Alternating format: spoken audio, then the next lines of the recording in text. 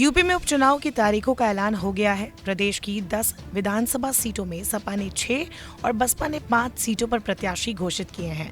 उपचुनाव को 2027 में होने वाले विधानसभा चुनाव का सेमीफाइनल माना जा रहा है। बाजी मारने वाली पार्टी का निश्चित रूप से मनोबल बढ़ेगा, इसीलिए बीजेपी, बीएसपी और कांग्रेस सपा गठबंधन पूरा दमखम लगा रही है। हालांकि एक डेटा है जो बीजेपी को चिंता में डाल सकती है, वो है उपचुनाव में सत्ता में रहते हुए सक्सेस रेट का। दरअसल राज्य में 2007 से अब तक लोकसभा और विधानसभा की 80 सीटों पर उपचुनाव हुए। सत्ताधारी दल को 80 में से 51 सीटों पर जीत मिली है। नतीजों पर नजर डालें तो मुकाबले में बीएसपी भारी पड़ी है। उसका सक्सेस रेट 64% है। सपा का सक्सेस रेट 19% है, जबकि बीजेपी को नुकसान उठाना पड़ा है और उसका सक्सेस रेट -9% रहा है। राज्य में शासन की बात की जाए तो 2007 से 2012 तक मायावती काबिज रही। 2012 से 2017 तक अखिलेश यादव की सरकार रही। 2017 से योगी आदित्यनाथ की सरकार है। 2007 के विधानसभा चुनाव में बीएसपी को रिकॉर्ड 206 सीट हासिल हुई थी। मायावती सरकार में प्रदेश में विधानसभा की 22 सीटों पर उपचुनाव हुए। बीएसपी को 22 में से 17 सीटें मिली। समाजवादी पार्टी को सिर्फ 2 और एक सीट रालोद, कांग्रेस और निर्दलीय उम्मीदवार को मिली। बीजेपी एक भी उपचुनाव नहीं जीत सकी। जिन 22 सीटों पर उपचुनाव हुए वहां विधानसभा चुनाव का नतीजा कुछ और ही था। 2007 के चुनाव में इन 22 सीटों में से 8 सीटों पर 3 सीट कांग्रेस और 3 सीट बीएसपी को मिली थी। बीजेपी के हिस्से में 4 सीट आई थी, लेकिन उपचुनाव में गेम पलट गया और मायावती की पार्टी को जहां 3 सीट मिली थी वहां 17 सीटें मिल गई। वही 2012 में जो विधानसभा चुनाव हुए तो बीएसपी 79 सीटों पर सिमट गई और समाजवादी पार्टी ने पूर्ण बहुमत की सरकार बना ली। इस दौरान भी प्रदेश में विधानसभा की 26 सीटों पर उपचुनाव हुए। इन उपचुनावों में सपा ने 16 सीटें जीती। 6 सीटें बीजेपी के खाते में गई और 2 कांग्रेस के खाते में, जबकि एक सीट पर तृणमूल कांग्रेस और अपना दल ने कब्जा किया था। बहुजन समाज पार्टी ने 2012 में हुई करारी हार के बाद उपचुनाव से किनारा कर लिया था। 2012 में जो विधानसभा का चुनाव हुआ उस समय उपचुनाव वाली सीटों में से बीजेपी के पास 12 और सपा के पास 11 सीटें थी। एक सीट अपना दल, कांग्रेस और आरएलडी के पास थी।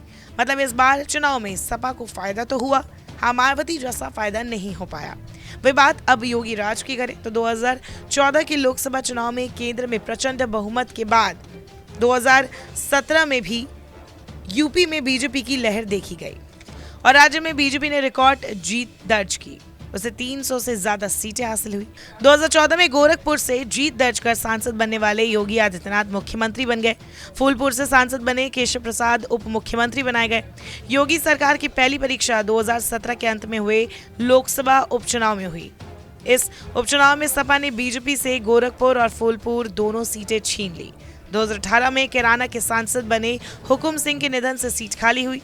उपचुनाव हुआ तो सपा आरएलडी प्रत्याशी तबस्सुम हसन ने यहां से भाजपा को मात दे दी। यानी बीजेपी के शासनकाल में शुरुआती 3 लोकसभा की जिन 3 सीटों पर चुनाव हुए वो 3 सीटें बीजेपी हार गई। योगी सरकार के पहले कार्यकाल यानी 2017 से 2022 तक कुल 37 सीटें खाली हुई, लेकिन चुनाव 23 पर ही हुए। वजह बाकी सीटें उस वक्त खाली हुई जब सदन का कार्यकाल 6 महीने से कम बचा था। जिन 23 सीटों पर उपचुनाव हुए उनमें बीजेपी और उसके सहयोगी अपना दल ने 18 सीटों पर जीत हासिल की। 17 सीटें बीजेपी और 1 सीट अपना दल ने जीती। सपा के हिस्से में 5 सीटें आई, जबकि विधानसभा चुनाव में इन 23 में से बीजेपी के पास 19 सीटें थी।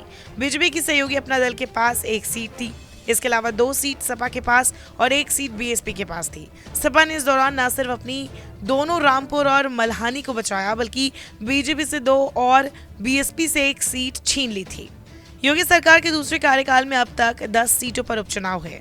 इन 10 सीटों में से 4 सीट पर बीजेपी और 2 सीट पर अपना दल ने जीत दर्ज की। इसके अलावा 3 सीट पर सपा ने और 1 सीट आरएलडी ने जीती। 1 सीट सपा की सहयोगी के रूप में चुनाव लड़ी आरएलडी के हाथ आई थी। हालांकि आरएलडी अब बीजेपी के साथ है। प्रदेश में मौजूदा समय में 10 सीटें खाली है। करहल, मिल्कीपुर, कटेहरी, फूलपुर, मजवा, सीमामऊ, सीसामऊ, कुंदरकी, गाजियाबाद और मीरापुर और खैर। ऐसे में देखना होगा कि इस बार उपचुनाव के नतीजे क्या आते हैं। क्या सत्तारूढ़ पार्टी होने का बीजेपी को फायदा मिलता है? लेकिन योगी राज के ट्रैक रिकॉर्ड को देखें तो ये इतना आसान भी नहीं होने वाला है। नमस्कार, मैं हूं मानक गुप्ता। अगर आपको हमारा ये वीडियो पसंद आया हो तो इसे लाइक और शेयर जरूर करें और हाँ, हमें सब्सक्राइब और फॉलो करना ना भूलें ताकि आप देश और दुनिया की कोई खबर मिस ना करें। तो जुड़े रहिए हमारे साथ और देखते रहिए न्यूज़ 24।